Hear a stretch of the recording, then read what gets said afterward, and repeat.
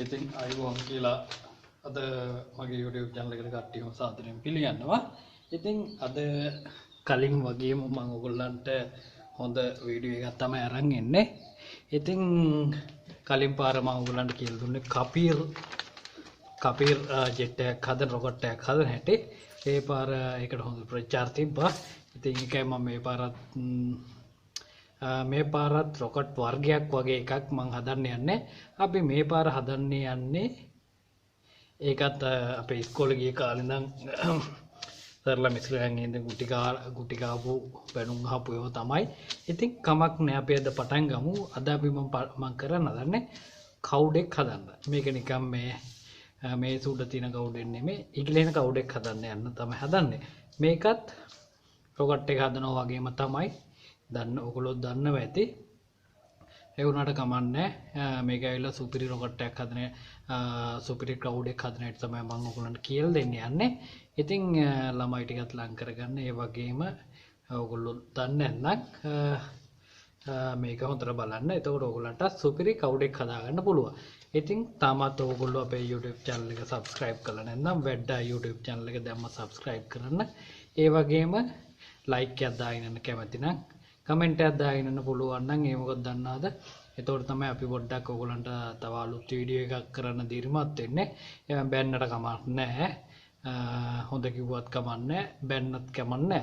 ඒ දෙකම කරන්න. ඉතින් ඒක තමයි ඔයගොල්ලෝ බැන්නත් හොඳ කිව්වත් ඒක තමයි අපි දීර්මත් කරන්නේ. හරි. අපි එහෙනම් බලමු කොහොමද මේ කවුඩව හදන්නේ කියලා. මෙන්න මේ වගේ මම කලින් ගත්තා වගේ මේ වැඩ නැති half sheet කොලයක් ගත්තා. මේ half sheet කොලේ මම සෙන්ටිමීටර් 24යි මේක මේ අතර දිග කියලා සාමාන්‍ය half sheet කොලයක දිග. ඒ වගේම නැත්නම් පොත් කොලයක් උනත් ගන්න පුළුවන්. නැවිච්ච පොඩි වෙච්ච නැති කොලයක් ගන්න. ඒතෝ තමයි මේක ඇත්තටම සාර්ථක වෙන්නේ. කලින් වගේම තමයි කලින් රොකට් එක හදුවා වගේම තමයි ඔයගොල්ලෝ ඒක බැලුවේ නැත්නම් මේ වීඩියෝ එක බලන්න මගේ ප්ලේලිස්ට් එකේ ඇති. ඉතින් මෙන්න මෙහෙම දෙක නවා ගන්නවා. කලින් අපි රොකට් එක හැදුවා වගේම ඔයගලන්ට පේනවා ඇති සම්පාත වෙන්න නවා ගන්නවා එක උඩ එක. හරි. ඊට පස්සේ ඔයගලන්ට මතක ඇති මම රොකට් එක හැදුවා වගේම මේ පැත්තට මෙන්න මේක නවා ගන්නවා. ඔයගලන්ට මතක ඇති මෙතෙන්දි තුඩගෙන එච්චර ලොකුවට සැලකිලිමත් වෙන්න එපා. නමුත් මේ රේඛාව මත සම්පාත වෙන්න එක උඩ එක වැටෙන්න මෙහෙම දාගන්න. හරි. මේ පැත්තත් එහෙම අපි කරගන්නවා. රේඛාව මත වැටෙන්න මෙන්න එක උඩ එක වැටෙන්න. හරි. ඔන්නෝම දාගන්නවා. ඒතර ඕගොල්ලන්ට මේ මතක ඇති කලින් පාරත් අපි මෙහෙම තමයි කළේ. හරි. ඊට පස්සේ අපි මෙන්න මේ විදිහට කලින් පාර කරා වගේම රොකට් එකක් විදිහට මෙන්න මෙහෙම කරනවා. හරි. ඊළඟ එකත් අපි මෙන්න මෙහෙම කරනවා. ඊළඟ පැත්තත් මෙන්න මෙහෙම කරනවා. හරි. බලන්න ඒක ලස්සනට ආව නේද? හරි. මෙන්න මෙහෙම තමයි දැන් ඇවිල්ලා තියෙන්නේ. ඊට පස්සේ මම මෙහෙම කරලා මේක පොඩ්ඩක් හොඳට මෙහෙම ෆ්ලැට් කරනවා. බලන්න මේ ගානට සම්පාත වෙලා වැටලා තියෙන ලස්සන. හරි. ඔන්න වගේ තමයි හදන්නේ. දැන් අපි හදන්නේ කවුඩෙන්නේ. හරි. කවුඩා හදන්න යනකොට අපි මෙහෙමයි කරන්නේ. හරිද? මෙන්න මේක නවනවා මෙන්න මේ පැත්තට.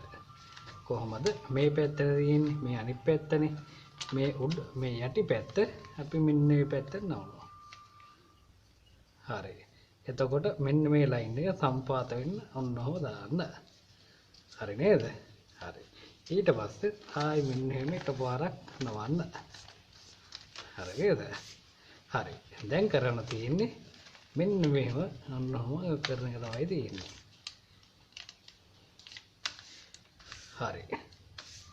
ඊළඟටත් මෙන්න මේකත් මෙන්න එහෙම ගානට සෙට් වෙන්න ලන්දි. හරි. මේකට තමයි අපි කවුඩා කියලා කියන්නේ. මේ තියෙන්නේ දැන් කවුඩේ තමයි මේ හදලා තියෙන්නේ. ඔයගොල්ලන්ට ඕන නම් පුළුවන් මෙතනින් මෙහෙමත් දාන්න පුළුවන්.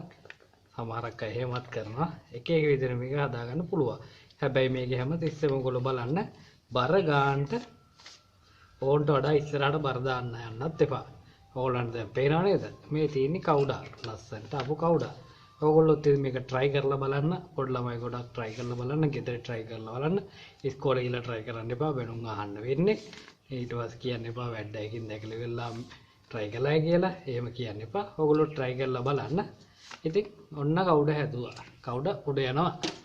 දැක්ක නේද? හරි. එහෙනම් කවුඩත් එක්කම මාත් ගිහිල්ලා එන්න. ඕගොල්ලන්ට සුබ දවසක්. නැවතත් අපි හමු වෙමු.